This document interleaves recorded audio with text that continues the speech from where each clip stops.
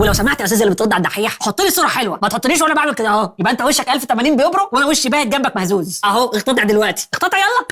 حاضر اهو، اي خدمه. السلام عليكم، الحمد لله والصلاه والسلام على رسول الله وعلى اله وصحبه ومن والاه، وبعد. الدحيح عمل حلقه هو نفسه عارف انها مشكله. ابو حماد انا قلقان من الحلقه دي ومن اسم الحلقه دي، شايفك بتطلع من ده فين وهتجدف. بص، اللي كاتب السكريبت بتاع الحلقه بتاعتك ده حد مش عارف يفرق ما بين معجزه وكرامه وسحر وظاهره طبيعيه وميثولوجيا قديمه، دخل الدنيا كلها في بعضها، فطبيعي ان انت نفسك تحس ان الحلقه مشكله. احنا هنا يا عزيزي بنتكلم على المعجزات بصيغه البارانورمال، الخارق للعاده. في عاده، حاجه بتحصل بشكل يومي متكرره بنشوفها مصدقينها متعايشين معاها بننظم يومنا على اساسها، وفي حاجه بتخرق هذه العاده. ده كلام جميل. المعجزه هي فعلا خرق العاده، خرق لقانون طبيعي، ده احد شروط المعجزه. بس انت لما جيت تضرب مثال جبت لي حاجه ملهاش اي علاقه بالمعجزه، جبت لي تفسير ميثولوجي، تفسير لظاهره طبيعيه باساطير قديمه. ايه علاقه ده بالمعجزه؟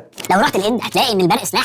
اندرا ده يبقى اله العواصف الهندوسي. ده تفسير ميثولوجي، تفسير اسطوري لظاهره طبيعيه. ده قصه والمعجزه قصه تانية تماما. المعجزه هي كسر ناموس طبيعي، كسر قانون طبيعي، وإذا كان الله موجودا فالمعجزات طبيعي إن هي تحصل، هذا خلقه وهذا كونه. إنما التفسير الميثولوجي اللي انت جبته ده حاجة تاني خالص، ده حد وثني بيحاول يفسر ظاهرة طبيعية، ظاهرة بتحصل عادي جدا، بيحاول يفسرها بتفاسير أسطورية. وبلاش نوصلي كده، ما تقوليش محدش يقتطعني من سياقي، انت السياق بتاعك يتوه أصلا. التفسير الميثولوجي بيحصل بعد الأنبياء، النبوة انتهت فيأتي بعد تقادم الزمان إبراهيم عيسى، قصدي دعاة التنوير، فيبدأ يغير عقائد الناس ويقدم تفسيرا لظواهر فلكية بوحي شيطاني، ويقول لك احنا ننصر التنوير. إني خلقت عبادي حنفاء كلهم وإنهم أتتهم الشياطين فاجتالتهم عن دينهم. فزمان كانت تفسيرات أسطورية، والنهاردة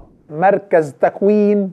المهم نغير الدين بأي هبد، دين نقي، وحي أنبياء تتبعه ميثولوجيا، زي المثال اللي انت جبته. الهندوس في التفسير الميثولوجي الأسطوري لظاهرة البرق والعواصف قال لك هذه آلهة. طب هل أصل الدين بيقول هذا الكلام؟ ارجع للفيدا، كتاب الهندوس المقدس، وأنا قارئ في الفيدا، هتجد أصل الديانة في الفيدا لغاية النهاردة رد على هذا الكلام. الفيدا تقول بمنتهى الوضوح الله رب السماوات والأرض رب كل شيء. ما تقوليش البرق إله والأعاصير إله والعواصف إله. فالهندوسية المعاصرة لا علاقة لها بالفيدا، مركز تكوين لا علاقة له بالإسلام، كلهم إلحاد صريح. فالتفسير الوثني الأسطوري بيأتي بعد عصر النبوة، طال عليهم العمر. عشان كده المعجزه كانت بتسد فراغات كتير في فهمنا العالم لحد ما تظهر تجربه تشرحها لنا. المعجزة كانت بتسد فراغات كتير لغاية ما تيجي تجربة تشرحها لنا. يحق إلا رد ولا لأ؟ ده تفسير الميثولوجيا وليس المعجزة. اللي كاتب السكريبت بيسلمك. تفسير الوثني الميثولوجي هو اللي فعلا كان بيسد فراغات كتير وليس المعجزة. المعجزة هي آية صحيحة مثبتة تجري على يد نبي، تخرق قانونا كونيا، مشمولة بتحدي إثبات النبوة. هو ده تعريف المعجزة. إنما التفسير الميثولوجي ده تفسير أسطوري لظاهرة طبيعية، ظاهرة بتحصل عادي جدا، برق، عواصف. فهنا فعلا التجربة العلمية بتسد مكانها، لكن ده ليس له أي علاقة بالمعجزة. عايز رأي يا عزيزي، دي لحظة مثالية في التاريخ، لحظة بنوصف فيها ازاي منهج التجربة أو منهج فرانسيس بيكون بيواجه منطق المعجزة لسبب. تاني، منهج فرانسيس بيكون بيواجه منطق الأسطورة الميثولوجي في تفسير الظواهر الطبيعية وليس منطق المعجزة. اللي كاتب السكريبت بيسلمك تسليم أهالي. طبعا منهج فرانسيس بيكون صاحب كتاب الأورجانوم الجديد هو محور الحلقة بتاع الدحيح. تابع عزيزي، وهو محور هذه الحلقة اللي بيوصف هذا التغيير وبيشرح ليه الكتب دي انتشرت وعملت الضجة الكبيرة دي، كان كتاب فريد من نوعه. اسمح لي يا عزيزي أقدم لك كتاب الأورجانوم الجديد للفيلسوف البريطاني فرانسيس بيكون. اللي انت ما تعرفوش يا عزيزي ان فرانسيس بيكون هو تلميذ روجر بيكون. روجر بيكون بيسمى بيكون الأول. أهو روجر بيكون بنفسه بيقول إن شرط تعلم العلم الطبيعي هو أن تدرس العربية. لازم أدرس عربي عشان أعرف أشتغل في الفيزيكس، في البيولوجي، في الكيمياء، في أي علم طبيعي. ده كلام روجر بيكون بالحرف. فهو ده الفرق ما بين الأسطورة والمعجزة. الأسطورة توقف العقل، توقف البحث العلمي، بتنسب الطبيعة إلى صراع ميثولوجي. فأنت هتبحث في إيه؟ مفيش قانون طبيعي ثابت، دي آلهة بتتخانق في بعض، فده بيقتل البحث العلمي. لكن المعجزة حاجة تاني. المعجزة تؤكد ثبات القوانين. ما هو شرط المعجزة إن القانون يكون ثابت، ولولا ثبات القانون لما قلنا أن هناك معجزة. فلما يتأكد عندك إن في قوانين ثابتة فهذا يشجع على البحث العلمي. وده اللي اعترف به الملحد أستاذ الكيمياء في جامعة أكسفورد بيتر أتكنز لما قال: العلم نشأ من الدين. لما تعتقد أن هذا العالم مخلوق من الله فهذا عالم ثابت طبيعي له قوانين، ومن هنا توقع الناس وجود القوانين، ومن هنا نشأ العلم التجريبي. وده اللي بيفهمك لماذا كل أصول العلوم التجريبية وضعها رجال الدين. الكون حاجة من ثلاثة: إما أنه خبط عشواء كما يدعي الملاحدة، عالم عبثي ملوش أمان، خبط من كل حتة، فهذا ليس له قانون ولن أتوقع أن فيه قانون أصلا. وإما عالم ميثولوجي، صراع آلهة وخفافيش، وهو بنفس درجة التشظي في نموذج الإلحاد. تشظي، تشوه، عدم أمان، لا أتوقع أصلا أن في قوانين أساسا.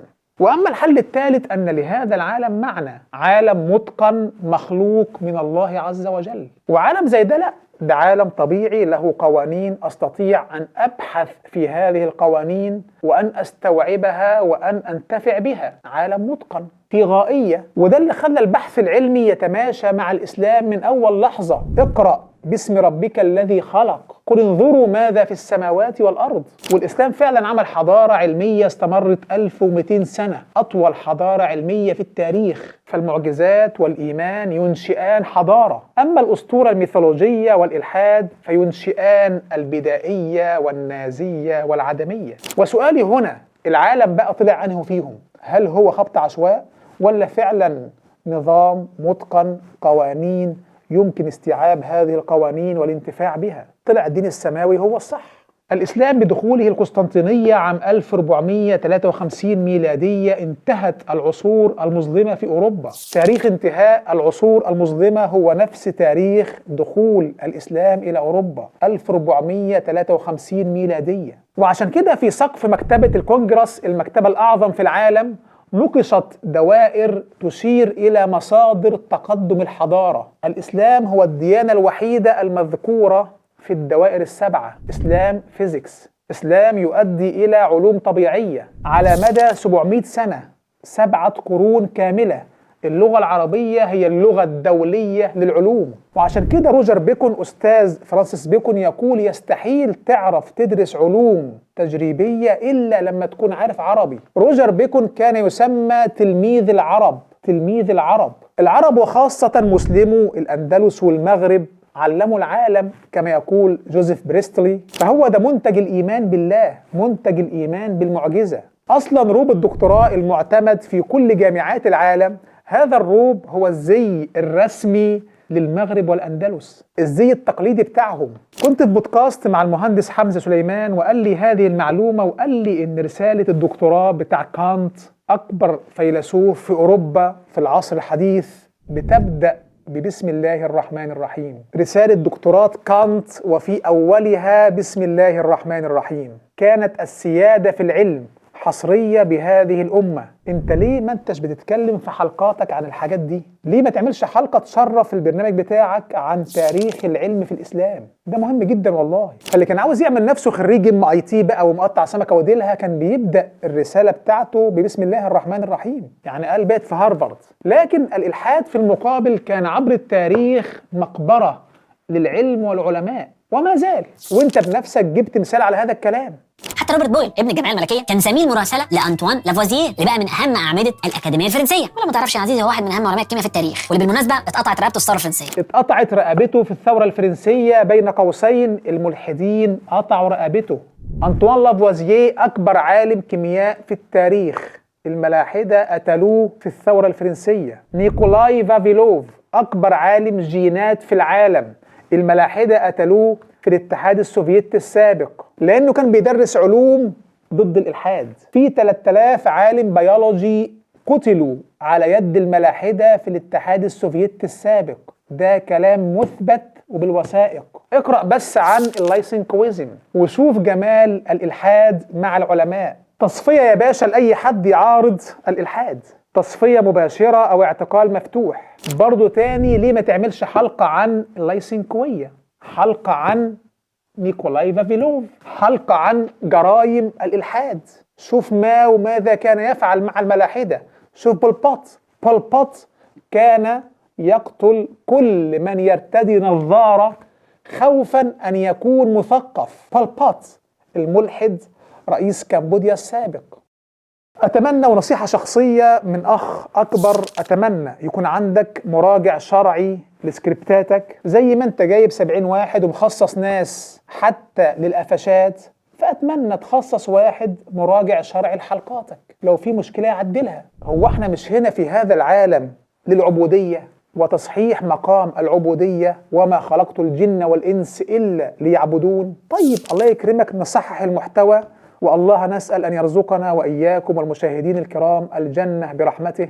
اللهم أمين. نلتقي على خير، والسلام عليكم ورحمة الله.